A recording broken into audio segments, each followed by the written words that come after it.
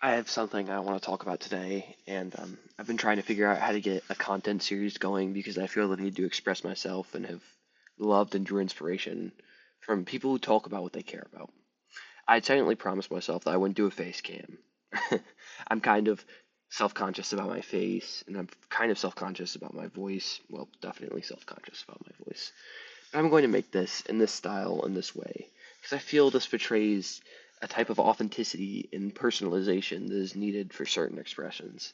I might not ever upload a video with a face cam again, and to be honest, I might delete this one before it's even posted for a day, but I'm kind of going down a rabbit hole, so I'm just going to get straight to the point. I watched through a niche show called Tokopi's Original Sin recently. I had watched the beginning a while ago, but it felt really bogged down by a lot on my to-do list. Then I finally decided to watch the rest of this, and I can confidently say that it's not a masterpiece. And I think this is where people pause the video and say, well, then, why the heck is he putting so much effort into this? Why is he intentionally using a format that he's uncomfortable with to talk about the show if he doesn't even think it's that great? And I'll say to those people, it totally makes sense to think that way.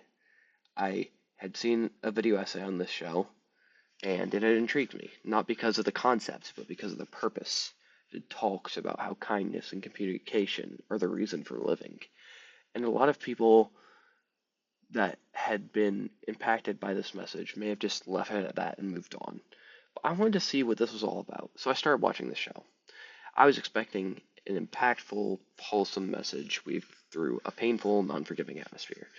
And while I still got all this in its full, unbridled intensity, I got so much more from it. I had said that this wasn't a masterpiece, and the reason I say that is because it's imperfect, just like the entire world. And I think most people would just call me stupid and say if I can't enjoy something well made and can only see the flaws in it, then I will never find what I'm looking for, which I wholly agree with. And I think part of what makes this show so special to me is that this feels integrated into the message of the whole experience. I'm not going to hyperanalyze this show, explain the plot, and tell you what I think, because that's not the whole picture.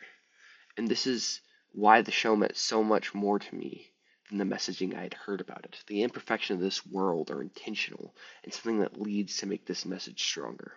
I personally believe there's too much expressiveness going on in this show to accurately reflect it here, but there are what I feel like are some key takeaways that really made this short series so impactful to me. Togepi's Original Sin is a reflective show about the hardships of life and the meaning of love, if someone were to ask me.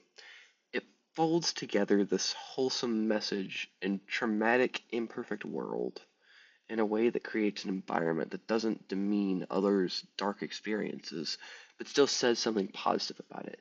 I imagine the creator understood that there is more to an intense situation than right and wrong, that life is an unexpected clash of tragedy, hope, and everything in between.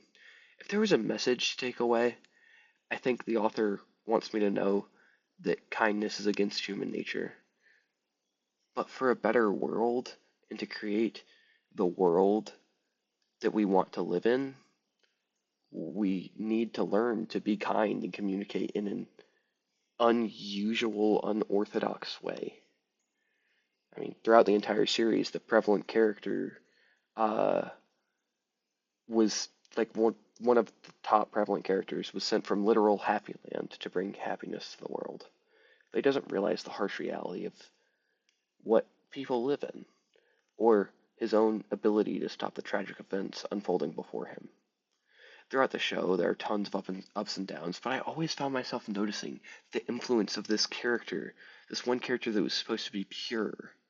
It was always worsening the situation, and he continues to interfere with his own ideals of happiness and kindness until near the end, where he realizes he can't help out. He wishes that the other characters would grow to live long and be happy, and sacrifices himself to fix the mistakes he made. The sacrifice did a lot for the cast, honestly, and I don't think the sacrifice was really about him not being able to impact them in a positive way. I think the point was to say that he understood there was nothing he could do about a tragedy or the effects of it. There was no instant happiness that could be found out of it, no small way to get around it. And all one can do is experience their life and try to help each other out, even when it seems counterintuitive, counterproductive, whatever you want to say to it. I think this is amazing, and I love how the entire show doesn't just explore desires to make a suffering human happy or the suffering of the human that someone is trying to make happy. It more so targets how we think about making people happy and our empathy towards each other. That's it. I mean, I really appreciated this experience and don't think I have more I can say about it. This show is Tokopi's original sin, and it really meant a lot to me.